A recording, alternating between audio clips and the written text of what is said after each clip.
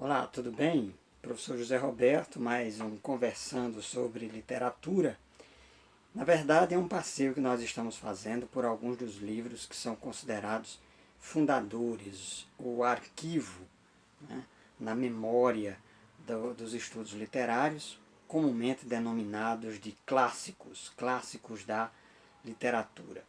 Então, nós já falamos aí de algumas obras e hoje nós vamos tratar a respeito da Divina Comédia de Dante Alighieri.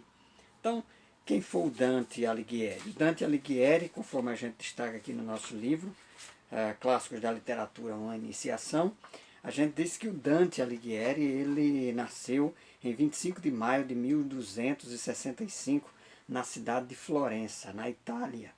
Então, ele é considerado um dos maiores poetas, escritores italianos. E a sua obra clássica, fundamental, e com as quais a gente dialoga, é a Divina Comédia.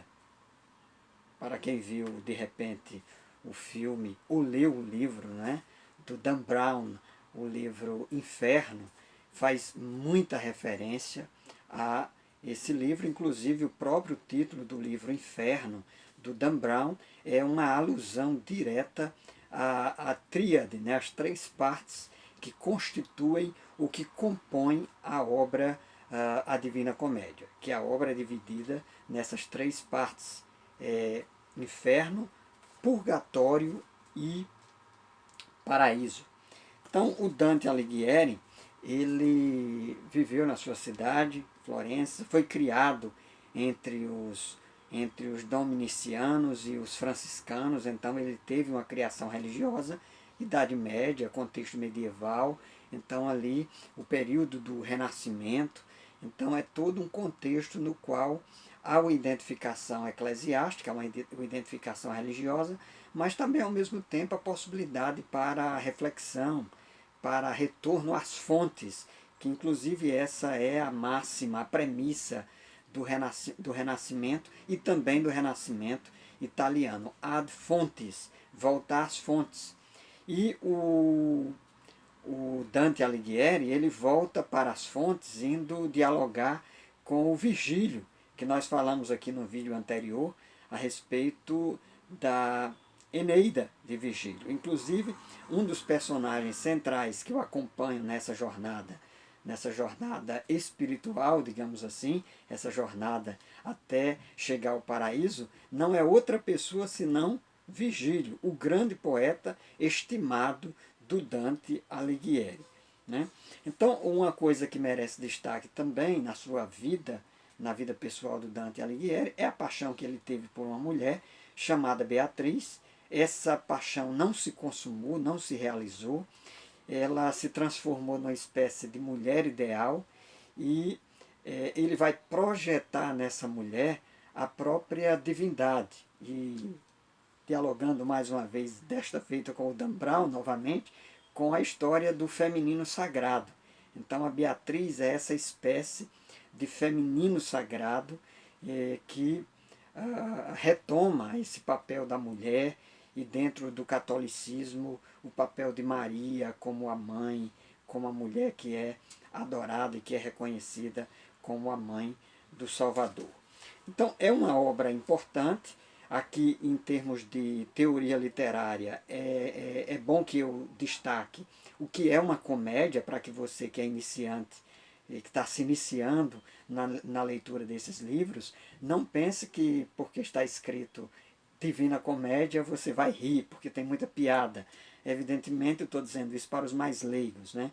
Porque o conceito de comédia na literatura nesse contexto não é o mesmo da comédia que a gente tem nessa dimensão popularizada. Você pega, por exemplo, algumas das comédias do William Shakespeare e mesmo a Divina Comédia do Dante Alighieri, são comédias no sentido de que trazem um final feliz, um final consumado, um final fechado, e muito mais com o objetivo de fazer diferença entre uma tragédia. Eu digo que, uma forma de ajudar a diferenciar isso, eu digo que para Romeu e Julieta, do William Shakespeare, se transformar numa comédia, bastaria que eles dois não tivesse morrido no final, né?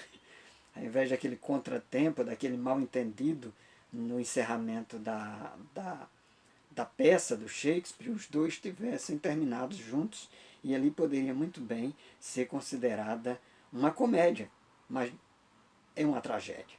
Então aqui nós temos uma comédia, então um final alegre, é um final alegre. A obra está dividida em três partes, né? O inferno, o purgatório e o paraíso.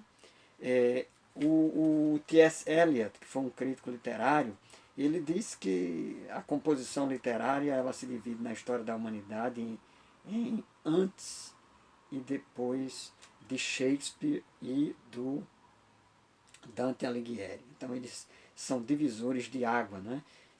O Harold Bloom, que eu já falei dele aqui num vídeo anterior, ele trata a respeito disso, inclusive ele teve a audácia de escrever um livro exaltando Shakespeare, que nós vamos falar dele aqui mais adiante, o Shakespeare, ressaltando essa figura e dizendo que Shakespeare foi o próprio inventor do humano. Vamos deixar isso para depois, né?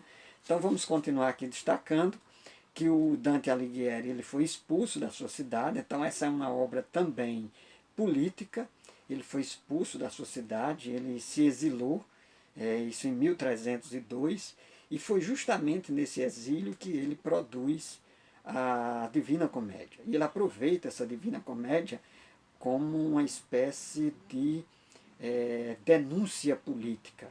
E você, quando lê a Divina Comédia, você vai observar que ele vai citar algumas pessoas que ele vai encontrando, essas pessoas, algumas delas no purgatório, algumas delas estão no inferno, e são pessoas corruptas que denegriram a cidade dele, que perseguiram a ele, que ele foi perseguido pessoalmente por essas pessoas, e como uma espécie de catarse, né? Então ele aproveita para colocar essas pessoas no inferno, né? As que não eram lá tão ruins assim, de repente ele as coloca ali no paraíso. É uma obra escrita em italiano, então apelando aqui para o conceito de código de linguagem interlíngua do Dominique Manguenot, então é uma ruptura também nesse sentido, porque é uma obra que vai ser escrita em italiano. Isso tem a ver com a acessibilidade, a possibilidade das pessoas mais comuns, simples, poderem ler. Então, isso ajuda também, inclusive, no processo de difusão e de leitura da popularização dessa obra. É a obra que fala-se dos 7 pecados capitais, né? Os 7 pecados capitais, tão falados e propagados na literatura, na filosofia e na teologia, estão lá estão lá na Divina Comédia. Então, essa obra, esse livro, ele também tem assim o Dante Alighieri, como católico que era, ele tem uma fixação pelo número 3. Isso a gente faz uma alusão aí à Trindade, Pai, Filho, Espírito Santo, até porque também a obra está dividida em inferno, purgatório, paraíso, né? Mas não para por aí não, tem mais. Além disso, a obra, além da obra estar dividida nessas 3 partes, ela está dividida em essas partes em 33 cantos, e cada canto em 3 linhas. Então, e perfazendo assim o número de 7. Então essa numerologia 7, 3, 7 é o número da perfeição no contexto da Bíblia, né? No contexto do imaginário teológico. 3 tem essa alusão à Trindade. Então é uma obra que traz essa conotação e esse contexto crítico, né? Então sua paixão aí, ainda aos 18 anos, quando ele conheceu Beatrice Portinari, a sua paixão que não se consumou, e ela se transforma nessa mulher ideal, o desejo de encontrá-la, né? E ali sendo guiado, dirigido por Virgílio, o poeta. Então eu destaco aqui alguns enfoques em relação à obra, essa questão do amor idealizado. Então, nesse sentido, não deixa de ter já uma dose de romantismo da mulher perfeita, a mulher que é imaginada, a mulher dentro daquele contexto de diva, né? Então a Beatriz, ela é aquela mulher planificada, completa. Então, cada sessão da comédia, que depois acabou se chamando de Divina Comédia, né? Na verdade, inicialmente o nome era Comédia, então representa um estágio distinto da compreensão humana, da experiência maior do amor, que é o próprio Deus. É uma obra também de cunho teológico. Né? O purgatório mostra as almas que, apesar das suas imperfeições, buscam o amor perfeito. O inferno revela as consequências terríveis da perversão, da corrupção. E o paraíso revela a felicidade absoluta quando o amor perfeito é encontrado. E é uma jornada espiritual. Inclusive eu vou ler aqui um trechinho, né? Isso aqui é uma tradução do Ítalo Eugênio, e ele diz assim: mas não tinha o meu voo um tal poder, até que minha mente foi ferida por fulgor, que cumpriu o seu querer, a fantasia foi minha intenção vencida, mas já a minha ânsia e a vontade de volvê-las. Fazia qual roda igualmente movida o amor que move o sol e as estrelas. O amor que move o sol e as estrelas. Então é a consumação, né, do amor pleno, do amor identificado com a própria divindade no qual o Dante Alighieri encontra ali no desfecho da sua obra. Existem muitas narrativas, comentários, dizem que quando ele terminava de escrever alguns trechos, ele ficava em verdadeiro êxtase, né? Tamanha intensidade, e o imaginário, porque é um imaginário simbólico, ele apela a figuras de linguagem de cunho teológico para se referir a essa dimensão metafísica. Então dizem que ele tinha momentos de êxtase na própria composição dessa obra literária, que sem sombra de dúvida, um dos clássicos da literatura universal.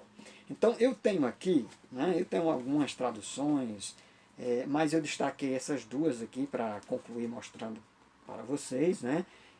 De repente vocês podem conseguir ler ao longo deste mês, eu recomendo. Essa aqui é essa tradução aqui, ela saiu pela editora 34, né? Uma tradução comentários de Ítalo Eugênio, né? E também o prefácio de Otto Maria Carpo, tá certo? Num volume único. Mas eu tenho também da mesma editora 34, vocês já notaram que essa é uma editora que privilegia muito a publicação dos clássicos, né? Saiu aqui num box, em 3 volumes, divididos, né? Divididos aqui o Inferno, o Purgatório e o Paraíso. A Divina Comédia, Dante Alighieri.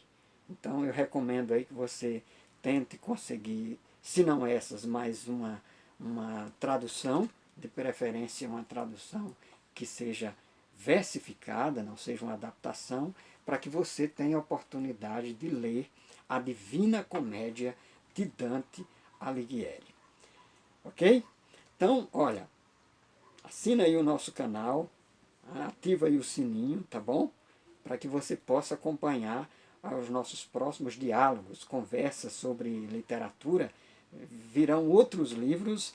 Note que nós estamos assim seguindo uma visão cronológica, né? Então vai vir outros livros, de repente a gente vai chegar a um momento aí com obras mais atuais, mais recentes. Continue aí nos acompanhando, assine o nosso canal, ative o sininho para não perder nenhum dos nossos vídeos. Aqui vos falou mais uma vez o professor José Roberto, conversando sobre literatura e conversando sobre os clássicos. Forte abraço e até o nosso próximo encontro.